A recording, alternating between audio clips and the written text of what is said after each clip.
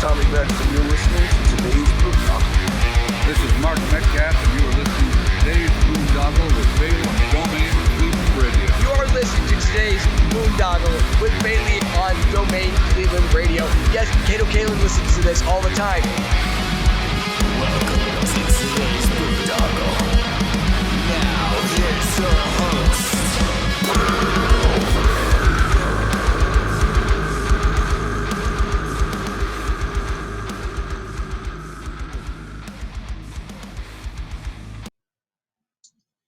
What's going on, everybody? It's Bill Bailey with today's Boondoggle, and this is a first for me. I'm pretty excited about this. I recently had this gentleman's son on my podcast talking about his band, Mr. Corey from the band Carbon Stone.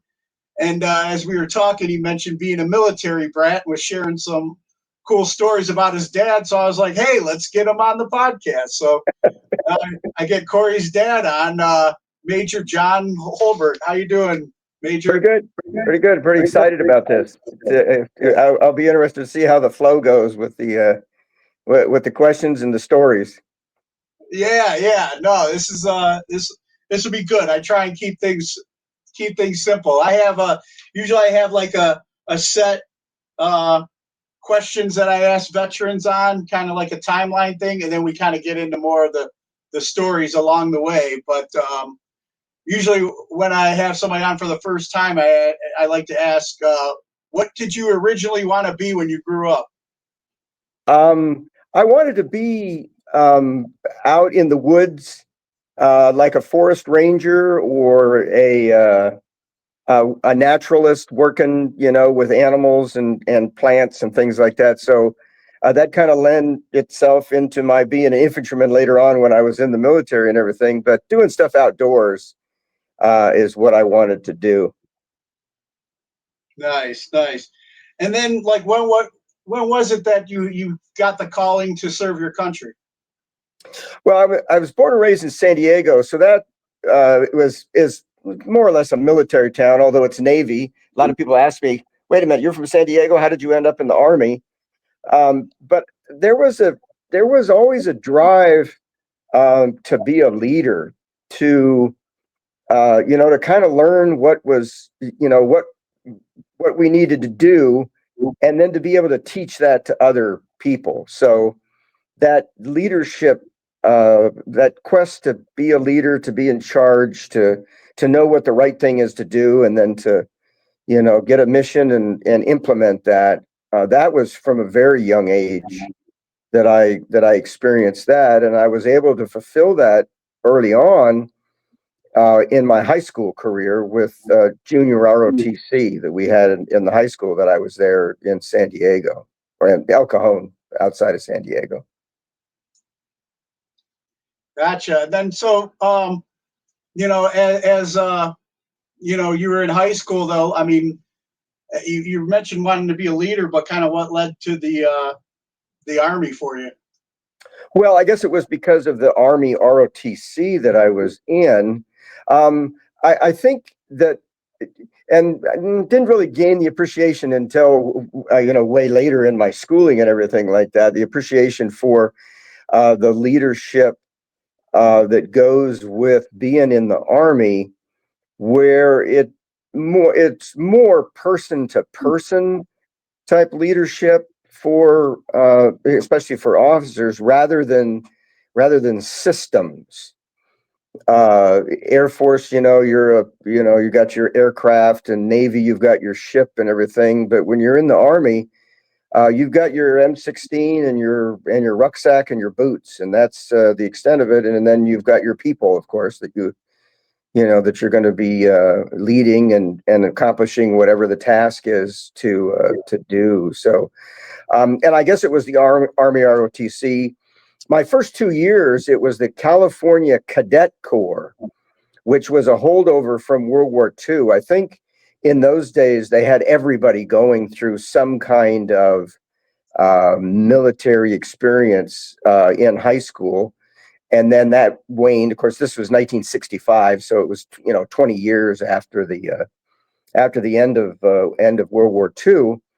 And then that was for my freshman and sophomore year in high school. And then for my junior and senior year, we became a junior Army junior ROTC company at the high school where I was. And the instructor that we had then was Lieutenant Colonel Walter E. Conway, who had joined the Army in the 1930s and had fought with the Army in the Pacific during World War II.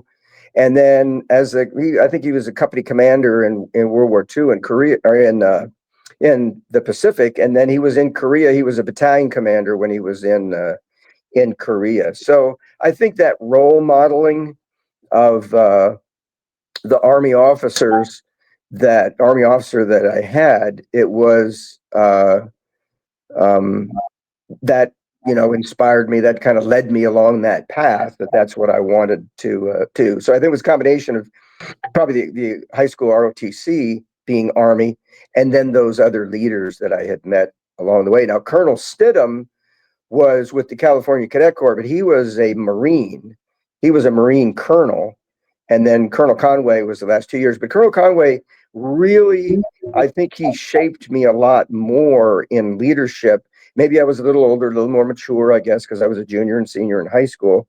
But his mentoring and everything really made a big difference in leadership style and capabilities and everything as a leader. So I think that just it was a kind of a natural progression to get to the Army when I was looking for military service then.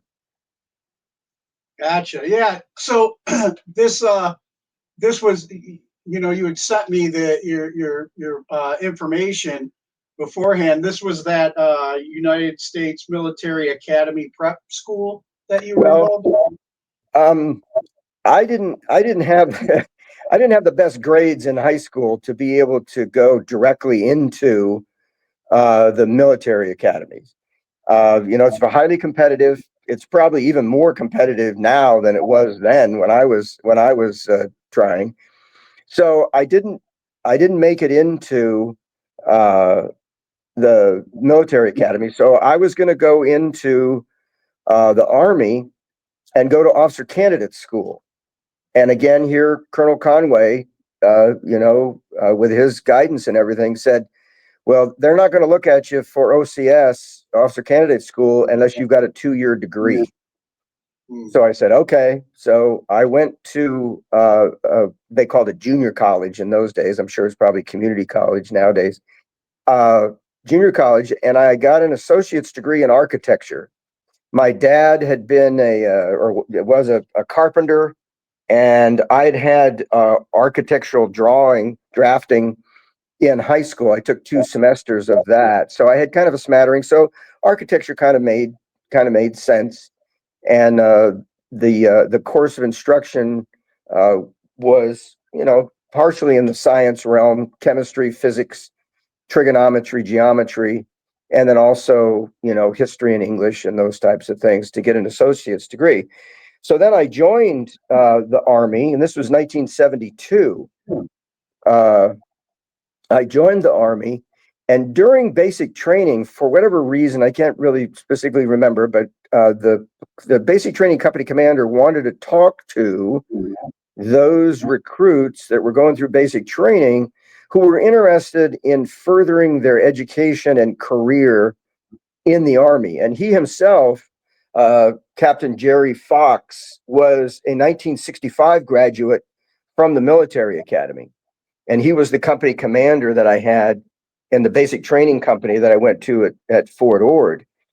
And he asked me, he said, would you stay in beyond your 3-year enlistment if you got a commission as an officer? And I'd said, shoot, yeah, I'd make it a career. I'd stay for 30 years, So he took the steps to get me to the education center there at Fort Ord and take the entrance exam for the prep school. I didn't even know that at the time that the Army ran a prep school. That was located at Fort Belvoir, Virginia, outside of Washington, D.C. in those days. And it's a year-long course. and they prep you to take the SAT exam for entry into the military academy. Now, I had some of the math and science. That was my downfall with the grades that I had in high school was in math, algebra, calculus specifically. And they prepped us for the math portion and the English portion of the SATs to the extent that I was able to gain admittance to the military academy.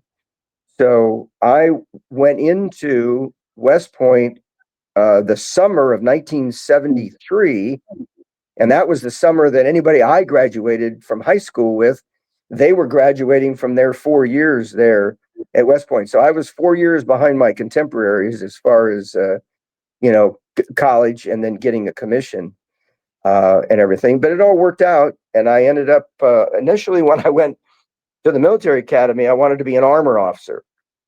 Armor, the combat arm of decision. You got your tanks and you're rolling across the battlefield, and you got this big, cannon and all this stuff.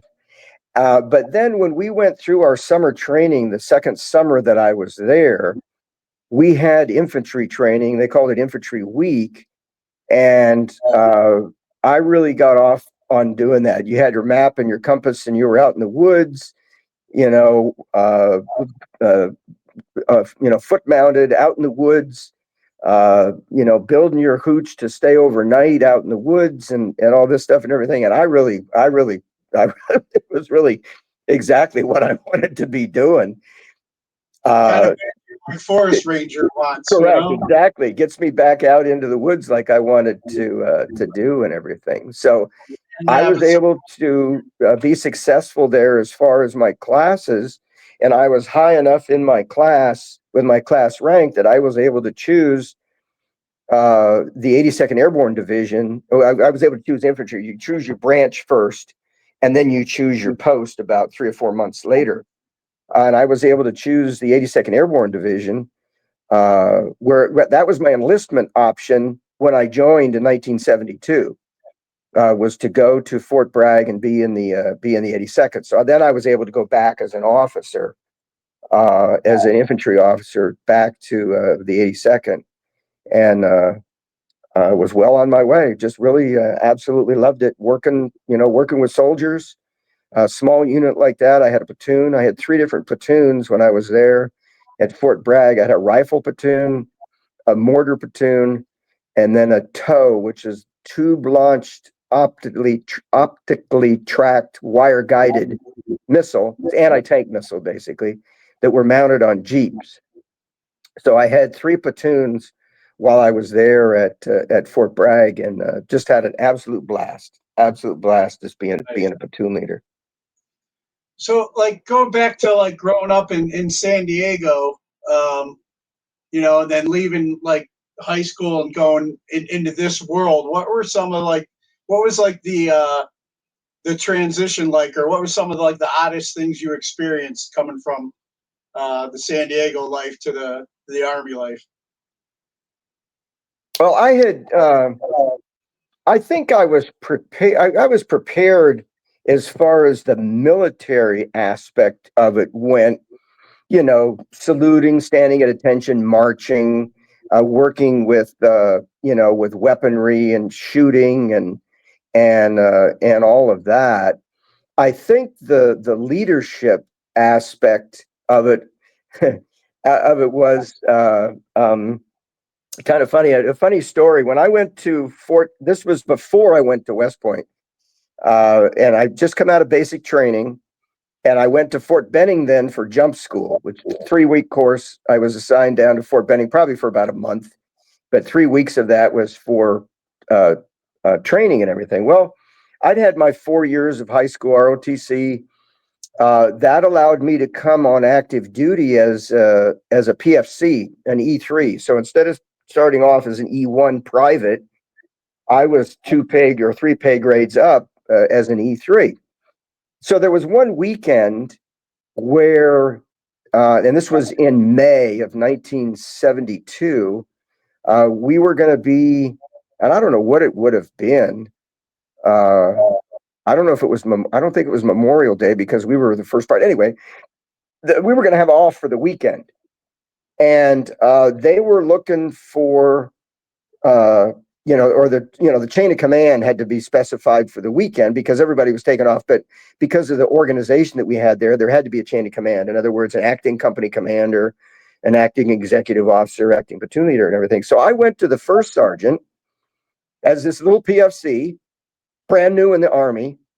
And I told him, I said, if you need any help over the weekend with running the company, I'm more than willing to step in the breach and be it. And he didn't really laugh in my face, but I can imagine the stories he probably told afterwards, because there was senior people to me going through that jump school. I mean, there was captains, lieutenants, and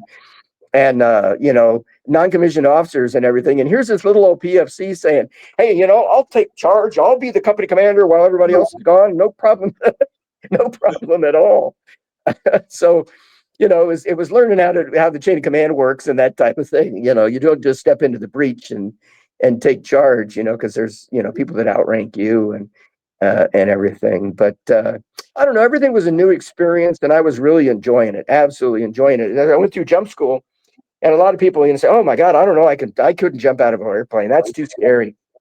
There's way too much, danger and everything like that." And I always likened it to the feeling. I never felt fear.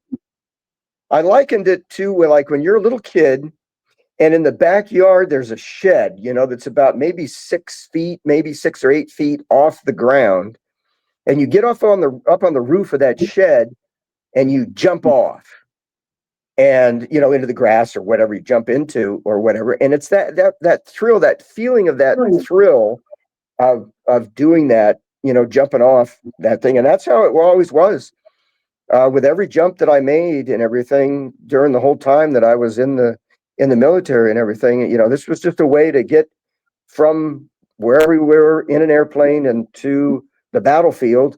And wearing a parachute and getting down to the ground was just one mechanism with doing that. So there wasn't any fear or anything like that with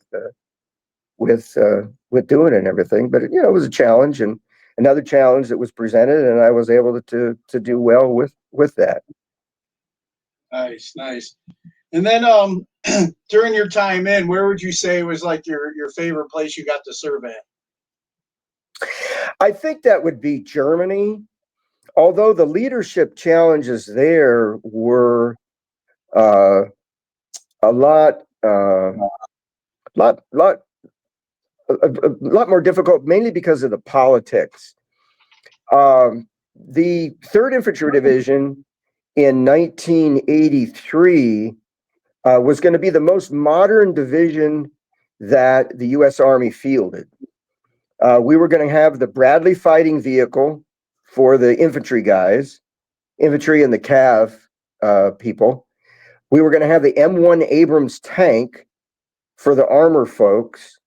And the field artillery was going to get a new system called TACfire. And I'm not sure the full extent of that, but that was the most modern artillery system that was going to be in the 3rd Infantry Division.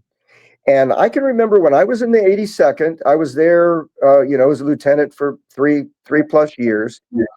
And the officer corps there, in my opinion, was always dedicated to the division. We called it the division. You didn't call it the 82nd. I'm in the division. I need to get back to the division. Like the 82nd was the only division that was there were 16 of them at that time. The only division that was in the Army and everything. So everybody was dedicated to the concept of the airborne, to the division, to the unit. And when I got there to in Germany, there were a lot of people that were in assignments that were really there because it was the most modern division, and they were kind of looking out for themselves. They wanted to get into these positions, and they rode roughshod over whoever they had to, so they would look successful at what they were doing. And I remember there was a field artillery officer. I was at the brigade level, and there was the liaison from the field artillery battalion that supported our brigade. His first name was Stanley. I can't remember his last name now. But anyway, I could remember the two of us when we were kind of had some downtime and nothing was really kind of going on. And we were sitting outside the tactical operations center and everything. And he was lamenting the same thing, that people seem to be out for themselves rather than for the unit, and the concept. And we were mechanized infantry, and like I said, the most modern, division in the Army and everything. So, and that really kind of lasted, except for the last 18 months. I was over there for 4 years altogether. The last 18 months that I was there, I commanded a long-range surveillance detachment, which was flagged as Echo Troop 3rd of the 7th Cavalry. And that was myself and a cadre of about maybe 10 or 12 NCOs, and then about 40 soldiers. Smaller unit, divided into six man sections and everything. And we were ground mounted again, and we were independent from a lot what was going on in the division. It was designed that way, that we would be independent. So we were able to strive for, most of the people that I had in the unit, most of the non-commissioned officers had been to Ranger School and had that drive and that enthusiasm of being a Ranger, that some of them had been in the Ranger Battalion, which I did not. I was in the 82nd, but they'd been in the Ranger Battalion. So they came with that motivation and that enthusiasm, that intelligence, that drive, that made the unit a success of what we were able to do. And a lot of them were independent. Those six-man teams would be off miles and miles and miles away from any kind of contact with the leadership of the troop, and they were reliable. They were on their own and doing what their mission required them to do. And we worked on the systems that we had and perfected those systems so we would be more reliable in accomplishing our mission, that what we were supposed to do. So again, to get back to the original question, I think that the most successful units are those where everybody in the unit is dedicated to the unit and not to themselves. And when you start breaking it down and people are more worried about their career and what they're doing, and they want to get to this position because they want to have this responsibility so they can check that box and then move on to something else, it kind of breaks down. And it doesn't make it a pleasant working environment to live and work in. No, I agree. I remember on my last deployment when I got promoted to E6, and my leadership around that time was just like,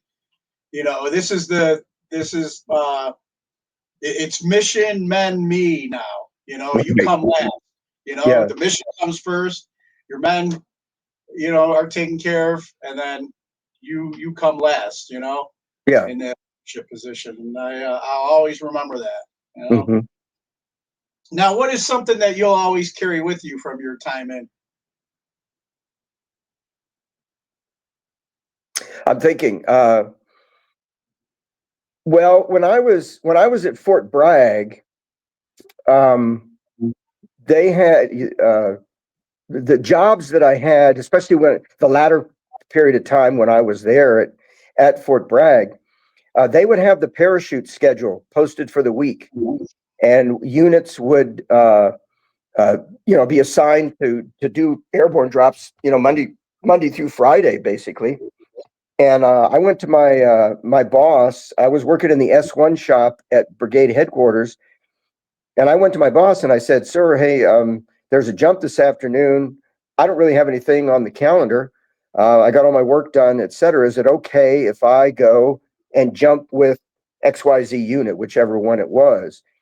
And a lot of times I was a jump master at that point, and a lot of units were short jump masters. So they would look to, if you showed up as they call them strap hanger. That's just somebody that kind of shows up and wants to grab a parachute and get on an aircraft and go. But when they found out that you were a jump master, they would put you to use. They'd have you in charge of an aircraft of jumpers. And I really enjoyed that. I'd raise my hand and say, "Hey, I'm jump master," and I would take charge of that particular aircraft. to get everybody suited up, get them inspected, get them on the aircraft, and then put them out the door when we were doing things. And then there'd be other times they have safeties. There's there's Air Force crew on the Air Force aircraft that we had, but there's always 2 Army guys on there as safeties, and they are standing there by the door, and they're kind of detached from what's going on, other than making sure that everybody's going to be safe getting out the door. And then the parachute deployment bags, which are hooked to the aircraft, those have to be brought back inside, and then you roll those up and put those in a bag. You're doing this while the aircraft is circling around, going back to, at that time, Pope Air Force Base. And then when you get finished, you take those deployment bags and you take those back to the rigger shed and turn those in. And that was an assigned duty. Sometimes you'd get that. If you were in the Division Ready Force 3 brigade, you were doing tasks like that, filling in here, filling in there, doing some of those tasks. So you get tasked to be a safety. And there were a couple times where I got tasked to be a safety. I didn't mind, that was my duty and everything. But you'd get down there to Green Ramp, where they had the people getting ready to get on the aircraft, and they were short a jump master. So, my hand immediately shot up and said, "Hey, I'm a jump master here. I'll gladly." So I moved from being a safety. They could put anybody in that safety position to watch what was going on. But the jump master, you're trained and qualified, and you have to be certified and everything as jump master. So then I would get a jump out of that. And I was able to amass, while I was there at Fort Bragg in a 3.5-year span, 121 jumps. I was able to get during that period of time. And when you crossed 100, as long as you had other criteria, and I can't remember all of those, you had to be a jump master, 100 jumps, 3 years on jump status, and then so many types of jumps, like a night jump, mass tactical jump, which is 3 or more aircraft at one time dropping people, et cetera, et cetera.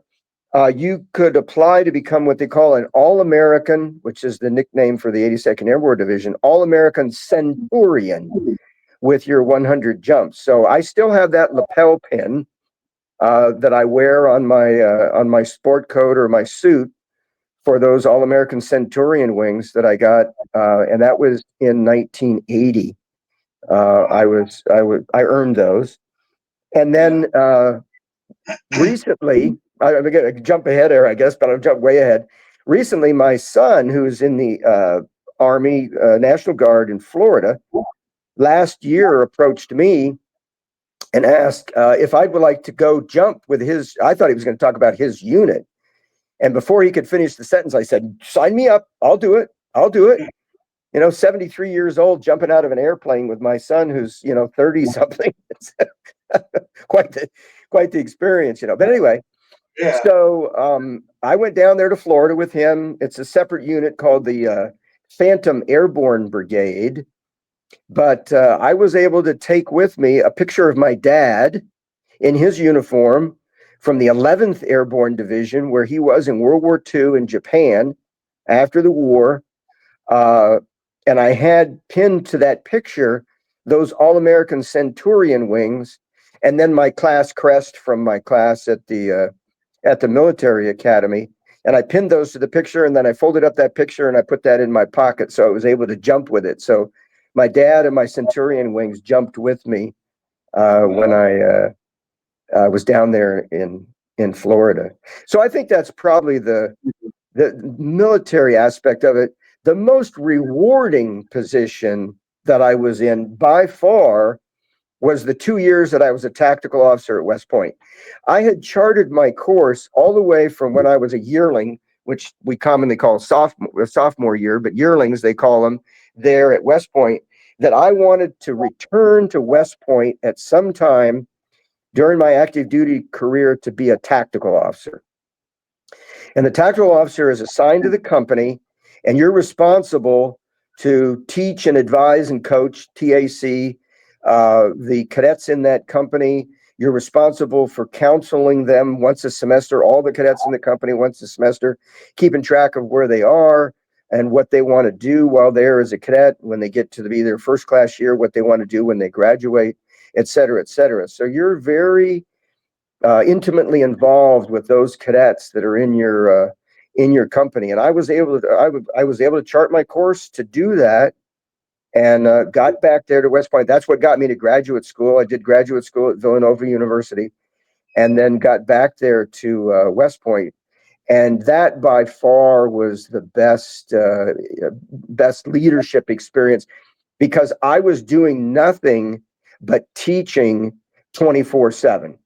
I was constantly teaching the cadets, interacting with the cadets, especially the first class and the chain of command within the company, constantly dealing with them and guiding them and teaching them, maintaining standards, making sure that we accomplished what we were supposed to do, and giving them the authority to be able to do that.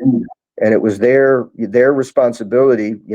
I talked with the company commander, and we figured out what we're going to do, and then have him implement that in the chain of command of the company, so they'd learn how chain of command works and how it's supposed to function and everything. But that by and far was probably the most rewarding, because that was doing exactly what I wanted to do all the way back from when I started in then the California Cadet Corps, but the junior ROTC program there in high school, is I wanted to learn what was right and then teach it to others. And I was able to accomplish that to the max there as a tactical officer. That's amazing. And then, I saw too that you got to do some time as a protocol officer at the Pentagon. You want to share a little bit about that? That was my final assignment. I finished up the Army at that time, and it probably is still true. The Army manages the majors that are in the Army. You're 04, that's your fourth promotion as far as an officer, because they're looking for those guys, the people that they want to select for higher positions and higher command and everything. So they manage those at an active duty post like Fort Drum. You're on site for 2 years, and that's it. You have 2 years to accomplish the tasks that you need to do as a major. And I was a battalion S3, and then I worked on the division staff, and I was in G3 training. But you had 2 years to do that, and you had orders, because they had this long queue of other majors that they needed to get in and get branch qualified in those units that were there at Fort Drum. So when the next assignment came up, my branch guy called and said, "Hey, I've got this position, it's kind of off the wall and everything, but they need a protocol officer to work in the Army Protocol Office, which is in the Pentagon." I didn't know anything about that at all, when he called, but I went down and interviewed with there was a civilian woman, Liz Williamson, who was the chief of Army Protocol at that time, and interviewed with her, and she, jumped on bringing me on board, very, very, very, very quickly. So it was a real vault to go from, I was, the division level, basically, or battalion level, all the way up to the senior level, the senior leadership of the Army. Daily, almost daily, we were working either with the Secretary of the Army and his staff, or the Chief of Staff of the Army and his staff. And General Sullivan, Gordon Sullivan, was the Chief of Staff at that time during my tenure there. We'd finish with some ceremony, a promotion, a retirement, an award, pinning a medal on somebody or whatever. And his offices, the offices of the senior leadership, are on the E ring, which is the outer ring of the Pentagon. And then we were through a narrow corridor into the D ring. And General Sullivan would come, and he's a 4-star general, for heaven's sakes. I mean, it's like almost God, when you're, I was a major at that point, but even as a major, a 4-star general, hold the back row. And he would come in and sit down and kind of chit chat with us and everything. And I got a coin from him after we did one ceremony and everything. But it was really neat to go from the, kind of the lower echelon of working in the Army to the senior level, and then see all of that, what went on, obviously from the periphery of the action that was going on. But we'd get the ministers of defense and other from foreign countries, and you'd be able to sit in and they'd have meetings, and you'd be able to listen to the meetings when they were talking and everything, and the award ceremonies. And at that point, I really had kind of made a decision after being a TAC officer at West Point and then doing my S3 time up there at Fort Drum. I realized that I was getting farther away from what I wanted to do, and that was to be able to interact and be with soldiers. The last 2 years that I was there at West Point, it was certainly good for my professional development and skills. Working in an office, working with computers. Computers were just on the forefront then. Working with computers, and I had skills that I still maintain today, and I learned them there. I had a super boss. Mike McDaniel was a lieutenant colonel that I worked for. Super smart guy as far as working with computers. Even then, this is in the mid to late 80s when I was there. But anyway, but I moved farther away from troops. Moved farther away from soldiers, and I was, making charts, doing PowerPoints and that kind of thing. And it kind of made the decision that I'd kind of run my course with what I wanted to do in the Army. And that's when the wall came down in 1989. We're talking 1991, 2 and 3. And when I was there at the Pentagon, 93, 94, when I was at the Pentagon. So they were looking to reduce the officer corps. And they were often early in retirement, anywhere between, normally you had to go to 20 years. If you didn't make it to 20 years and retire, you didn't get anything. So at that point, they were often anywhere between 15 and 20 years, officers that could retire early. They reduced the end strength as far as officers go, and then you'd get your retirement, and you'd get instead of getting 50% of your base pay, you'd get a lesser percentage and everything. But it was opportune for that, and it was opportune at that time for me to step into the civilian job that I ended up with. So, but General Sullivan at retirement ceremonies would say, and this was solace for me, he would say, we're privileged. We're born civilians, and we're privileged for a period of time to wear the uniform of our country and defend our country, do the best that we can for however long or short that is. And then when we leave, we take that uniform off and we become, civilians again, obviously with a lot of training and a lot of experience and everything, but still we become civilians again. So we're privileged during that period of time. So it kind of took away the feeling that I was kind of leaving early. I was, kind of abandoning what I really, should stand for, et cetera, et cetera. He kind of made it okay that I was, I was a civilian. I did my service, and now I'm going to go back and be in a civilian. So hearing him say that, time and time again at those types of ceremonies and everything made it okay, I guess you could say. Yeah, gotcha. And then what would you say is like one of your greatest hopes for the country you were willing to give your life for? Well, I hope that I think it goes with that selflessness that I was talking about, that I saw in the 82nd Airborne Division. And then it took me a while to kind of figure out, what's the deal here? It's not working when I was over there in 3rd Infantry Division, that the young men and women that are in the country realize that what we have here, this, republic, needs to be defended.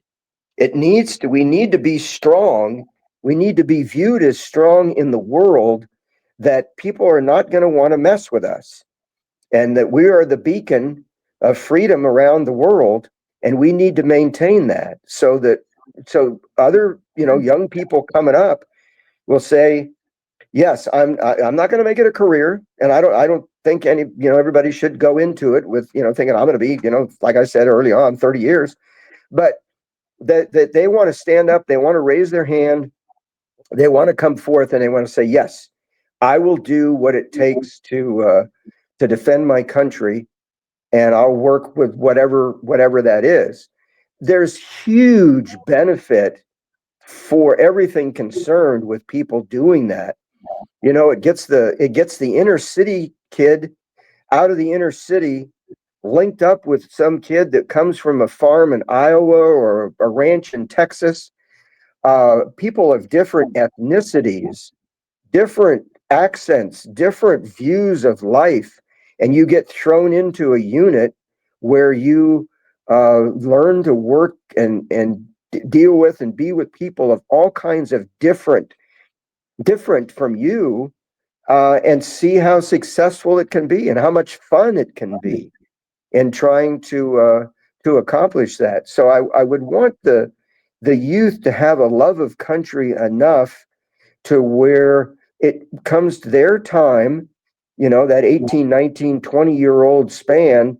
I don't really know what I want to do. You know, I'm unsure, whatever.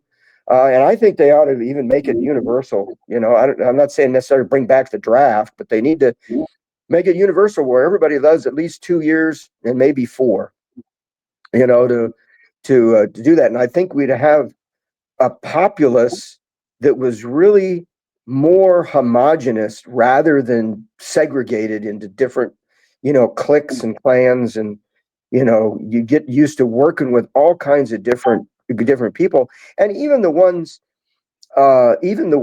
you know, the really super rich kid that's had, you know, all his life has had everything he wanted, being in the same platoon or squad with some kid, you know, that, wow, these pair of boots, these are the nicest shoes I've ever had in my entire life, you know, type of thing, where you get to meet and interact with different people all over the place. So again, I think, you know, to answer your question, I think I hope that the youth recognize the value in defending the country and standing up and joining, you know, one of the uniformed services and interacting with all kinds of different people.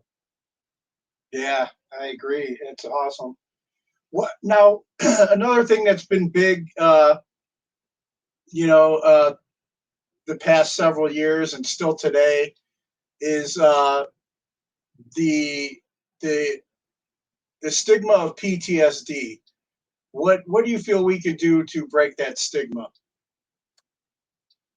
Well, I can get really super philosophical here.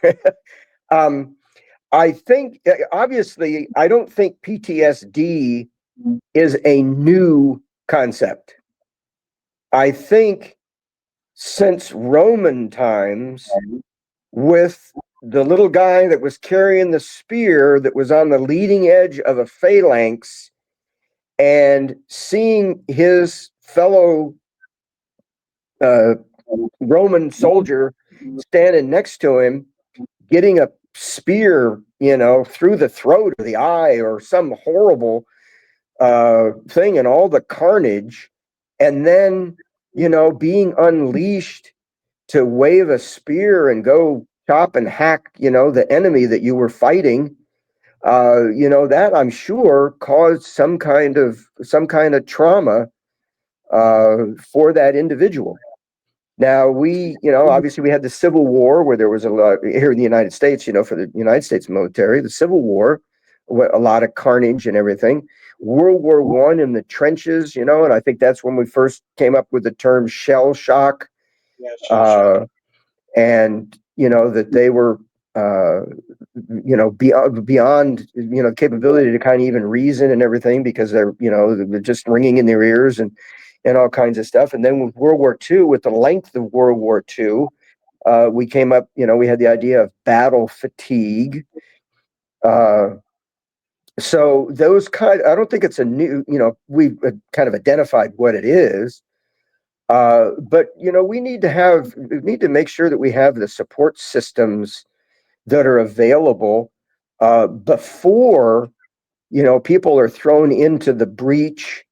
You know, how to deal psychologically with trauma.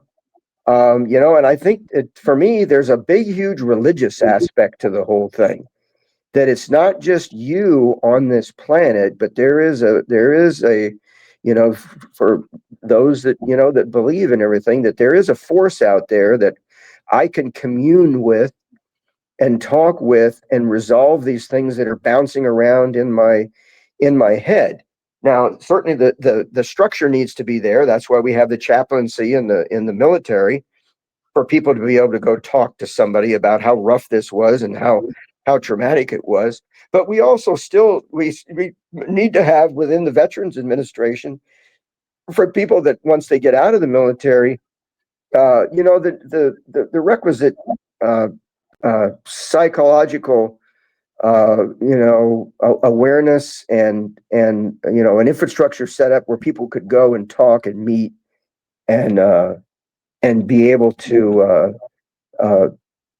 not have it all balled up in into themselves, because I think we saw that and here of late, even with Desert Shield, Desert Storm, and everything, all the stuff in Afghanistan, the suicide rate amongst soldiers, because they didn't have they didn't know how to access that or whatever. And I think we've gotten better as far as treating that. But we need to have those things in place where people know, and it's not a shameful thing to say, I'm weak, I need help, and for people to reach out to whoever, chaplaincy, their chain of command while they're still in, certainly the Veterans Administration, to sign up to talk with a counselor. They have the whole thing in the American Legion. I'm a member of the American Legion here in Westminster. Be the one, where we're asked to keep track of our fellow veterans and make those phone calls and make those visits and stay in touch with people, so that somebody's not forgotten. And they end up, because they feel that they're alone and they're trapped with all these demons going around in their head, that there's no resolution for it other than they're ending their life, which is entirely sad and just unacceptable, that we as a society can't help people. Yeah, I agree. Now, you as you mentioned, you got to retire as a major from the Army, and now you've been able to get out there and enjoy life. You did a lot of traveling in the Army, but you still love traveling now as a civilian. What's some of your favorite places you like to go to now that you're retired? Well, I actually started in 2017. It was really kind of just happenstance. I'm on the board of directors for a music series at the local college here in Westminster, McDaniel College, and we were going to have a Chinese group come in and perform ethnic Chinese music on their instruments. So we were going to have a dinner. We were doing, at that time, we have a combination to have a dinner and then the concert. So we wanted to have an ethnically as close as we could, real ethnic Asian dinner beforehand. So they had the Asian Studies department up there at McDaniel College, and I got with Dr. Susan Scott to ask her about things. And she pointed out little things like, if you're going to have meat, you have the meat cut into small portions that you can pick up with chopsticks. You don't have a whole steak sitting on a plate, because they don't use knives and forks. If you do steak like that, you cut it up into small portions, and then you're able to, like I said, pick it up with chopsticks. So anyway, with interacting with her, she put the bug in my ear to say, she said, I'm leading a group of college students for a 2.5-week trip to Japan in 2017. I'd like you to go on the trip with me. And I hadn't really thought about doing any traveling, I was kind of doing what I was, doing in and around Westminster and everything. And I did that, and it was a blast. Had an absolute blast with doing that, seeing things, obviously Japan, which I had never seen before or whatever. And then I met a retired couple. Well, Tracy was still working. She worked for NSA, and Ken was retired from the Navy at the American Legion here in Westminster. And they were doing a lot of traveling. So I was able to kind of piggyback with them And we did all kinds of cruising, flew on military air because we were all retired. We could fly military air overseas to different locations, and really enjoyed. I mean, the travel bug really took a hold, and really enjoyed doing that. There's a parishioner at the church that I go to, was a German teacher at one of the boys' schools down in Baltimore, and he used to take kids on 2-week spring break trips. And when he retired, he moved that to about a 2.5-week span, and moved it to the fall, and took adults on the trip.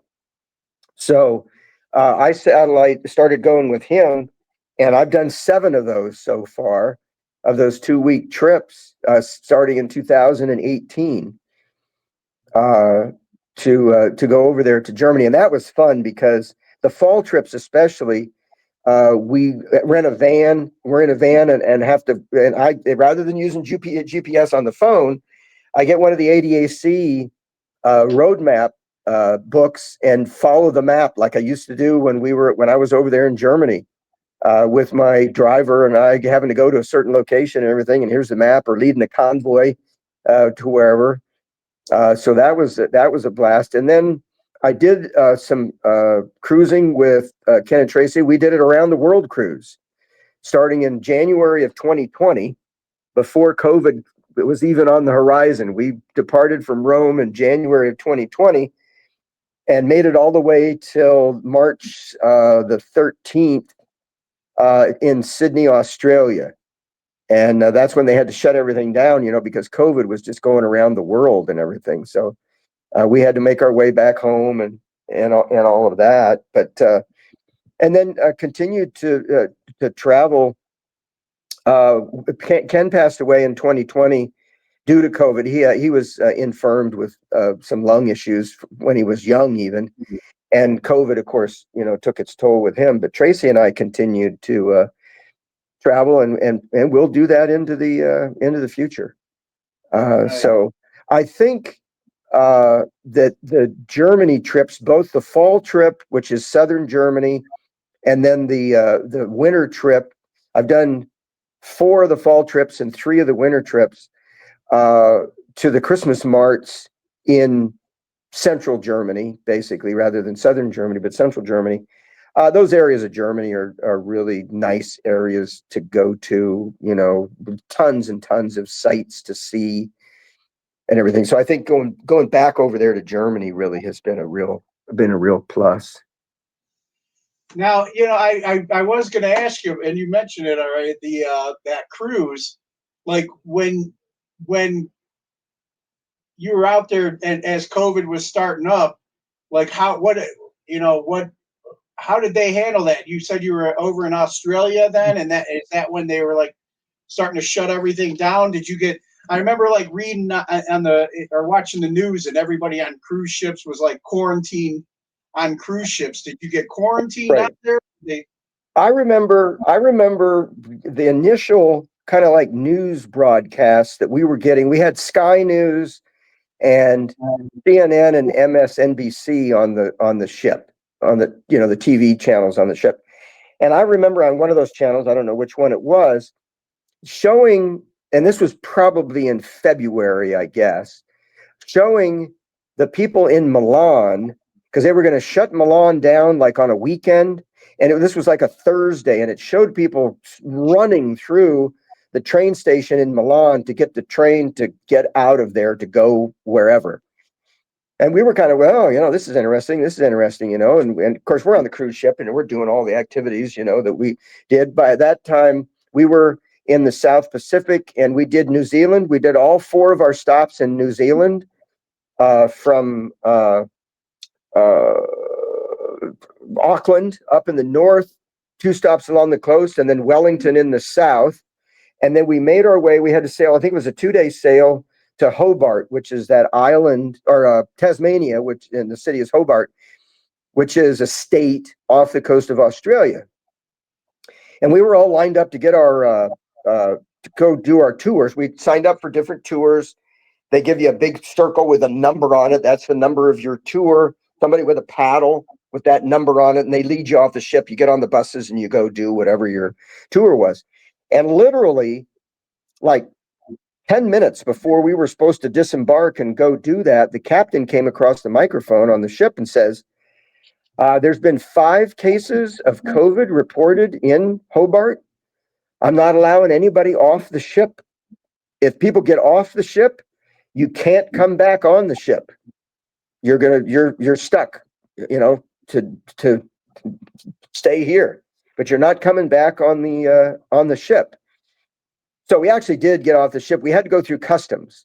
So we got off the ship, went through this little hut outside on the pier, had to put your face up against your passport, show the customs people, and hand the passport back to them, and then get back on the ship. Now, there was a quantity of people, Australians, I guess, probably, I'm not sure who, but there was maybe, 50 to 100 people that actually did disembark at that point.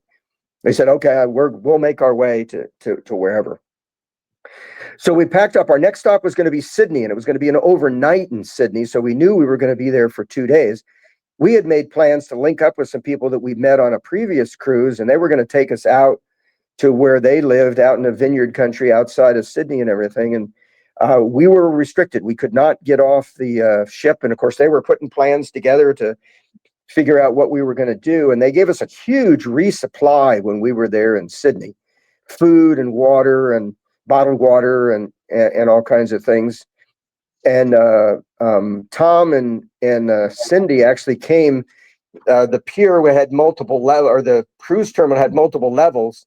So we were up on one of the decks, and they were over, 25 yards or so on this balcony and everything. And we were trying to shout, but the forklifts were down below us. So we had to go on. We were on the phone talking back and forth. So that's the closest that we were able to get to them. And then they ended the cruise in Sydney. Mediterranean Shipping Company, MSC was the cruise line we were on, and said, okay, we're ending the cruise and we're going to figure out how to get people back home. So instead of going north around Australia, which was our original route, we went south, and we went down to Melbourne, and they wanted to get as many people off as they could do that. At that point, Dubai was open as a port of call that they were going to make. And we figured it would be easier to go to Dubai and then get a flight from there to Frankfurt, and Frankfurt to JFK in New York, going that way, rather than going back the other way. And, at that point, they were locking people down. So you could land in a country at the airport, and they say, you're not leaving, and you could spend, you could have lived in an airport for 30 or 40, 50 days, 2 or 3 months, whatever. So we didn't want to do that. We wanted to stay with the ship. So we left Australia, and for 46 days, we sailed from Australia, across the Indian Ocean, through the Suez Canal, all the way back to Marseille, France.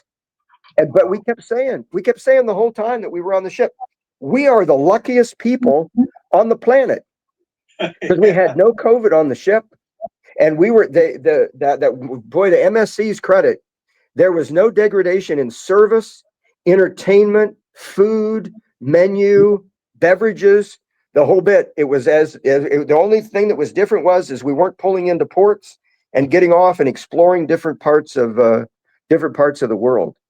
But we were ready to just keep on going, and that's what we ended up doing for that whole 46 days. It was quite a shock when we got to Marseille and had to get off and wear masks, and like the rest of the world was doing, wearing masks and social distancing and keeping apart from everybody and all that business. It was a real eye opener.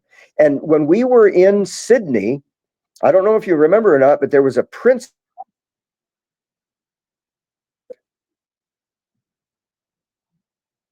off.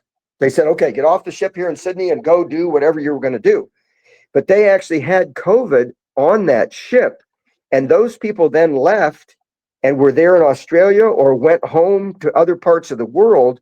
And they were saying that was probably one of the ways that it was ended up being spread, because they had it there on the on the Princess ship. But luckily with us, we didn't. That whole time, from when we got on well, the last port of call that we had was Wellington in New Zealand.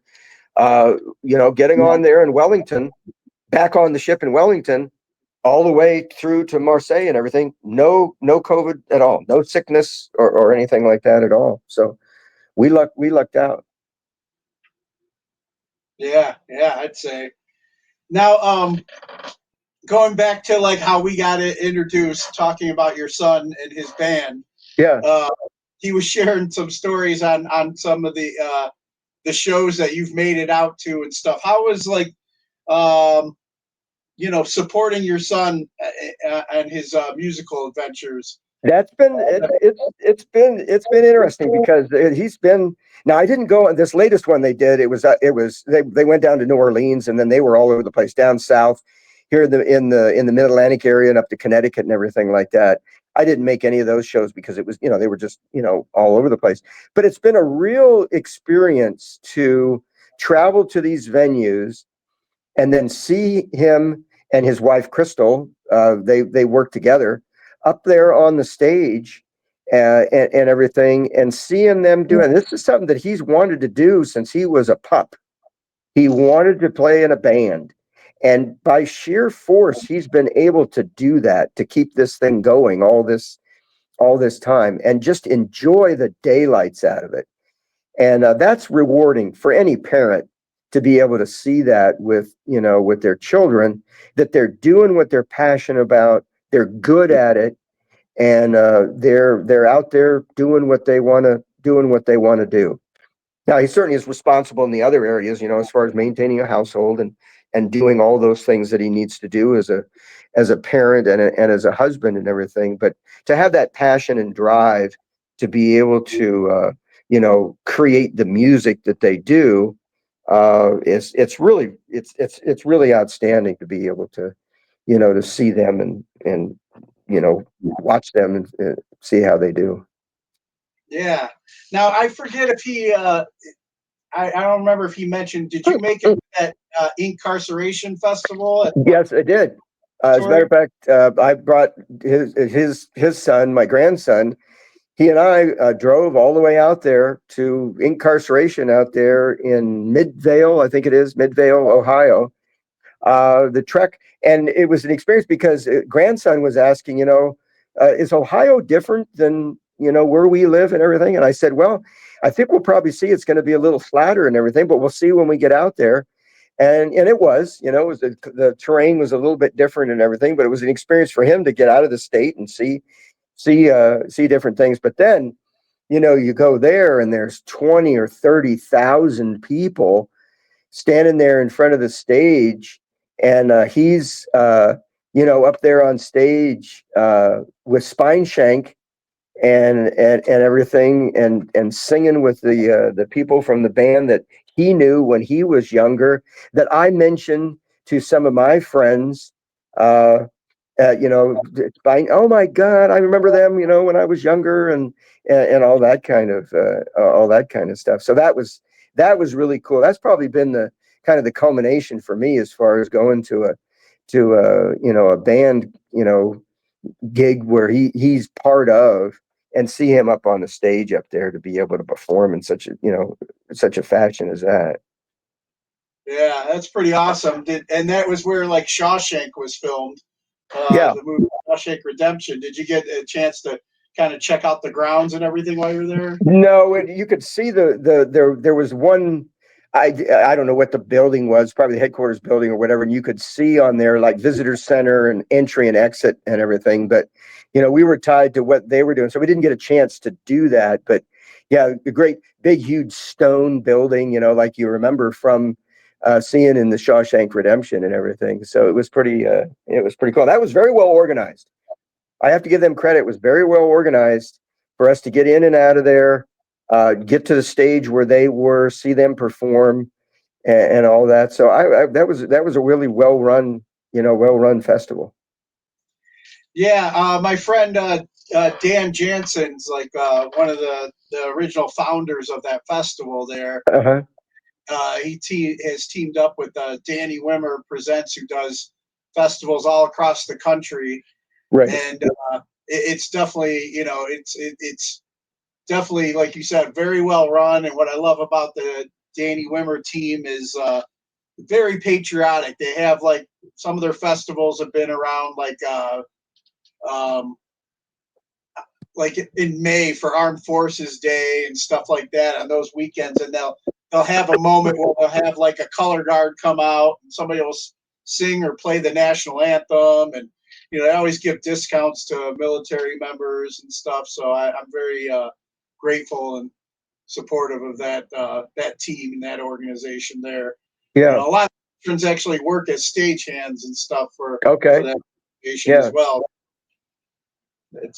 It's really cool. So I'm sure they'll be happy to hear that they get the major from the Pentagon approval. But well, before we get ready to wrap up, you know, first I want to thank you for your time and doing this with me. It was a great conversation. Sure, love the opportunity to be able to talk about some stuff. Yeah. Yeah, I wanna ask you a couple of questions I normally ask my guests before we get ready and wrap up, though. You mentioned a lot of names which is great because you know a lot of people don't give the flowers, I guess, to the ones along the way. But you've mentioned a lot of names during your military career. But who would you say are, and this is going to be tough to narrow it down, but who are 3 people who've inspired you and you can credit for making you the person you are today? Well, I think it starts with Colonel Walter Conway there in junior ROTC that I had there at in high school. I think his bearing, his intelligence, his skill level, obviously, but there was also a calming factor with him as a leader. I can remember one time where I was having problems with somebody out on the parade ground. We were doing something, I can't remember what it was and everything. And I was senior at that point. I don't know if I was a senior in high school, but I was a senior and everything. So I took him in, you know, and I brought him into Colonel Conway and everything like that. And I said, you know, Bob here, Yahoo, I just can't do anything with him. He won't do what I'm wanting to tell him to do, and he just refuses to do it and everything. And he said, okay, you know, let's calm down and everything. And he dismissed the other guy that I was having the problems with and just sat there and talked with me about how to resolve issues when you come up with that. You know, how do you wend your way through that? And I can't remember specifically all the ins and outs of the conversation, but I thought it was, you know, pretty cool that he, you know, whatever he was doing at that time when I barged in and said, hey, this guy's not doing any good, but he sat me down and spent the time to sit there and talk with me about what, you know, is you know, was going on. I think for my time at West Point, I had a super regimental tactical officer, Colonel Sales, who was my regimental tactical officer that I dealt with. But I was, you know, in the company, I was, you know, I was really calling the shots on my own and everything. And you know, I mean, he was my boss and everything, and kind of dealt with him. But when I moved over to the leadership development branch and worked with Mike McDaniel there, and the computer science that we worked in, and he taught me how to do things and how to think through things logically. And we were writing code. You know, a lot of things nowadays, you know, on Windows and stuff like that, you click on an icon and it makes it do something, but there's code behind that. Well, we were at the stage, the early part of the computer realm, where we were actually writing the code to make things happen. And that transition from being, you know, when I left being a tactical officer, I left basically being a, you know, an infantry one-on-one leader. And I moved into the office realm, if you will, if I could make a distinction there between that. Now, yes, I was a battalion S3 and I worked in G3 training when I went up there to Fort Drum. But again, those were more office-oriented jobs than they were working one-on-one training with soldiers. But that training that Mike imparted upon me stood me in good stead for the 2 years that I was there at West Point with working with computers. I was heavy with computers when I was there at Fort Drum and in G3 training, and then down at the Pentagon again, Microsoft Word and Excel and all that. And then when I left and I got the job with the bank in the leasing realm, that was heavily into computers. So the training that I had, that 2-year stint that I had with Mike McDaniel, learning the basics of IT, really that stood me in good for the rest of my business career with whatever I was doing. And then the third person who has the biggest influence on me is a fictional character. if you can believe it or not. There's a book called Once an Eagle. It's by Anton Myrer, and he was a Marine during World War II, and he wrote other books. He wrote Summer of 42 and Summer of 44, and I know Summer of 42 was turned into a movie. That was a movie that Hollywood made. Jeff Bridges, I think, was in it, and a few other people were in Summer of 42, and it was about that group of kids that were growing up and then faced going into the war and all the interactions and everything that happened with that. But anyway, Once an Eagle follows a fictional character from being in the army, going into Mexico to fight Pancho Villa, going over to Europe and fighting in World War I, where he is awarded the Medal of Honor. It follows him through the interwar years, and then he goes into the South Pacific. Huge section of the book in the South Pacific. At this time, he's promoted to get a battlefield commission at World War I, but he's a division commander over there in the Pacific. And then it skips Korea, and it ends up with him as a 4-star general being called back to active duty to go to Vietnam. And it's all of the inner thoughts of this protagonist, Sam Damon, in this book that really shaped a lot of my approach to leadership, approach to problems, and approach to issues along the way. And I've probably read that, Bill. I've probably read that book. I've probably read it, I don't know, five or six times. I had the paperback copy of it when I was there at West Point before I graduated, and I kept that with me. And each time I get promoted or I get moved to a new assignment or whatever, I would dig it out and read it. It's for me, very, very enjoyable book. And then my boss, Mike McDaniel, he was up in Boston one time on a business trip, was in a bookstore, and he was able to locate a hardback copy, first edition of the book. And he asked, I think there's a couple copies there because he got a copy as well. I said, yes, get me a copy. So I have that now. And I refer to it a lot in, my thoughts, and also other times when I'm just kind of thinking about things, I'll dig it out and read a certain passage in that book. So those three, Colonel Conway from high school, Mike McDaniel in my interim time when I was there at West Point, and then Sam Damon from the book Once an Eagle. Those are the three people in my life that have really shaped my view of leadership and what it is, how to be successful and do the right thing. Nice. And then finally, any message you have for our military brothers and sisters currently serving overseas?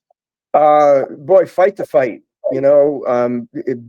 Whatever it is, do your best at whatever you're doing. And sometimes you can't see the forest for the trees and everything, and day in and day out. And I realize there's probably about 90% boredom with what you're doing, but strengthen yourself. Realize that you're providing, a block in the breach for the bad guys coming and getting us here in this country. And you're providing a vital, no matter how small the part is, you're providing a vital part of the defense of the country and the defense of Western civilization. I mean, it seems like a big, huge charge and everything like that, but that's what we're doing.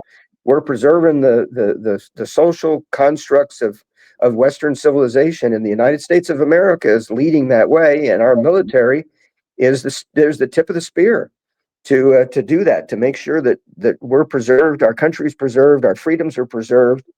And it's a real inspiration to know that there are people out there that are John Holbert's age, when he was that age, that are motivated, they're all excited about what they're doing out there defending the country. And I applaud the country to be able to produce people like that, generation after generation, to get out there and do the right thing and be the best for the country. Awesome. Major, thank you so much for this time. It was really great talking with you, and hearing your stories and tips on leadership. Okay. We're never too old to learn how to be better men. Exactly. So Exactly. I appreciate everything you shared. If I could ask one last favor before we sign off here, I usually ask my military veterans that I have on to do a promo ID for my show. They introduce themselves at the last rank they held, and you're listening to today's Boondoggle. So I introduce myself. Is that what you're saying? Yeah, whenever Okay. you're ready, introduce Okay. yourself, last rank you held, and you're listening to today's Boondoggle. Yeah, this is Major John W. Hobart, U.S. Army retired as a major from the United States Army, and you're listening to today's Boondoggle. Awesome. Major, thank you again so much for your time. It was great talking with you. Okay, Bill. Thank you. Take care. Alright! Listen up! Hold on to your seats! Grab your girls, grab your beers! Hey everybody, this is Charlie from Anthrax, and you are listening to today's Boondoggle. This is Mark Metcalf, and you are listening to today's Boondoggle with Bailey on Domain Cleveland Radio. You are listening to today's Boondoggle with Bailey on Domain Cleveland Radio. Yes, Kato Kalin listens to this all the time. Welcome to today's Boondoggle. Now, here's your host.